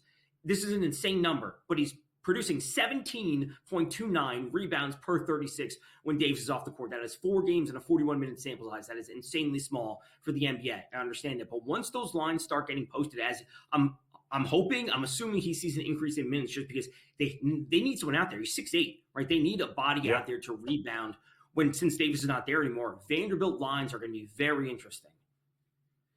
They are, and we jumped on it this morning. Give me Zubac double. Give me Zubac over his points. Give me Zubac over his points and rebounds. He feasts against them anyway, but the fact that they really don't have Christie or Dave, it should be a big night for him all night long here. The Cleveland and Boston game, what many people believe is the future of the Eastern Conference Finals, they are off and running right now. It was, 1.5, 2, I think it closed there. Cleveland, very good at home. How are you looking at this game here tonight? So, super back and forth. Obviously, one team, they've each, split the series so far. I'm expecting, I would say, a good amount of points. I want to lean on the under just because we got to expect these teams to shape up on defense at some point. Like, we can't get into these track meets where dropping 140 points, winning 140 to 135. I just don't think that's what these teams ultimately want to do. So, I have interest in Jaylen Brown getting some rebounds up there. Like, he has to play a good role. I know the game's already started. He's already grabbed 3 so far. So his live line's jumped up to 7.5. I wouldn't play the 7.5 at that spot. We need to see someone else do a little bit more because Mobley and Jared Allen have controlled the boards in the first 2 games that they played earlier this season. They both went for 10 plus in each of the first 2 games. So someone else has to step up. It can't be all Al Horford, the veteran. And Porzingis isn't going to be piling up the rebounds. It's just not always his role. So it has to be more of Jaylen Brown picking up some boards. Not just for now, but obviously moving forward for the rest of the season. Yeah, I agree. I think there's got to be some defense at some point played. Maybe it's after the All-Star break. I don't know, but Man, Boston cannot be trusted on the road defensively lately. We'll see if they can put a better effort in here tonight. And all of a sudden, the red-hot Portland Trailblazers catching a whole lot of points at home against the Pacers tonight. Tom, the Pacers, by the way, since January 1st, been the best team in the NBA. They have figured some things out. Do we trust them on the road here? First off, we were perfectly right about the Trailblazers last night when they said we were going to cover. We were also perfectly right about the Bucks team total under because they couldn't score anywhere. But back to the Pacers, I think obviously the Pacers are a better team. We all know that. But 5.5, considering how hot Portland has been, I don't think that's a spot. If you get an in-game number, a 1.5 or 2, that I'm interested in. 5.5, considering how Portland's been playing, probably a stay away from me. But give me an in-game number. Yeah, a lot of young guys finally starting to put it together in Portland with Chauncey Billups. They could definitely be a team that is worth looking at here because, them like Toronto, all they've done is cover a lot of games this year and make backers pretty good cash. So opportunity certainly presenting itself here tonight in the association. And Tom, as always, we appreciate the insight, my man. We'll see you again this weekend as Game Time Decisions continues on the grid.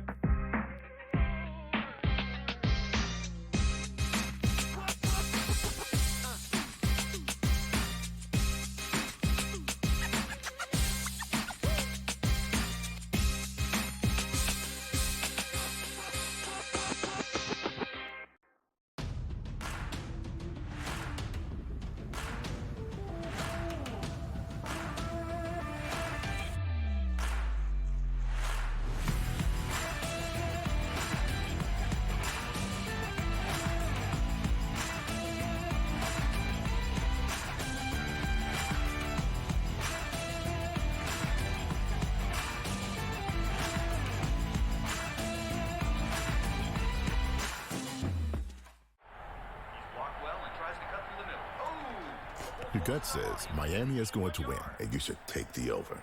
Your gut also said your NFT selfies would only go up in value. They didn't. But your head is on SportsGrid and knows the QB is in concussion protocol. The backup has a 45 QBR against the zone coverage. The New York D has the most sacks in the league. So yeah, trust your head. It's smarter to be on SportsGrid. I have no idea how to categorize what Mavericks GM Nico Harrison pulled off, Joe. All I know is that he shipped off Luka Doncic without telling Luka about it. If you thought conditioning was a problem for Luka, wait until you get a load of Anthony Davis tripping over air and then missing 40 games because he's like Glass Joe's. The Early Line. Only on SportsGrid.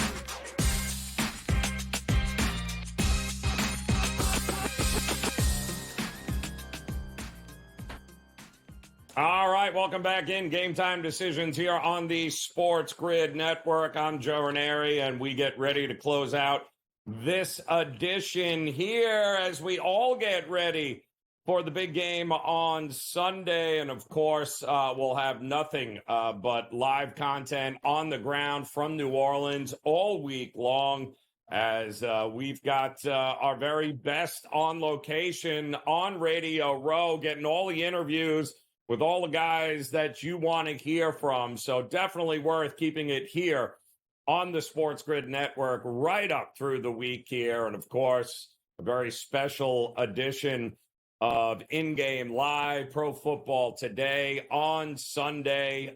Should be a whole lot of fun. Looking forward to that as we'll get ready to bring you The perfect second screen experience there as you guys are following along with the game and following along with us on that other screen. And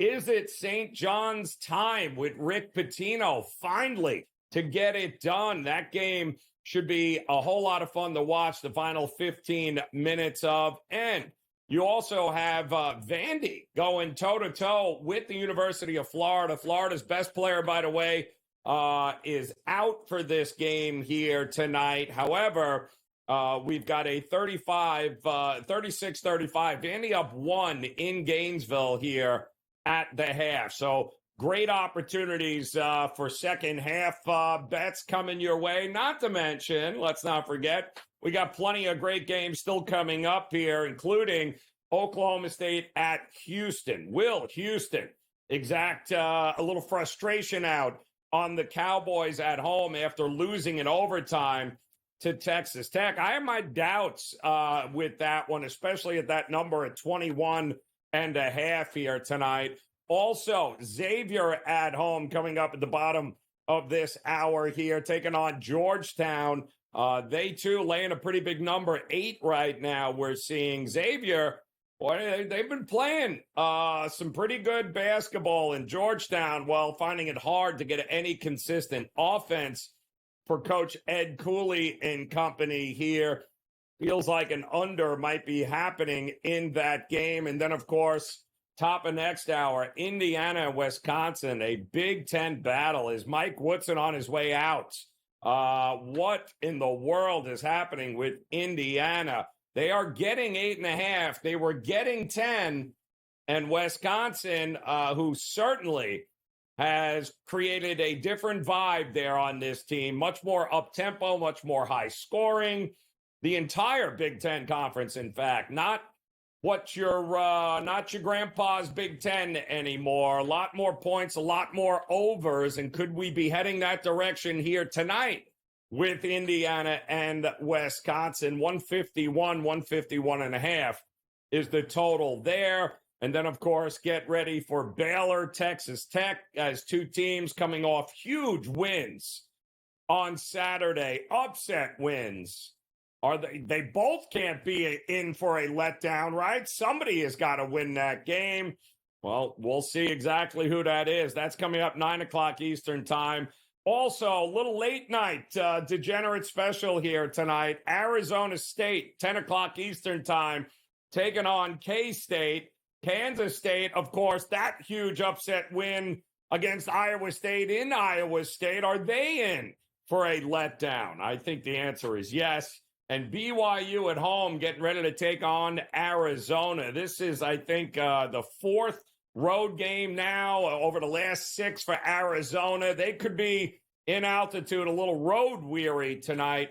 I'd be looking towards BYU to get that game done. And that'll do it for us here this week for Game Time Decisions. We certainly appreciate you hanging with us all week long. Get ready, though.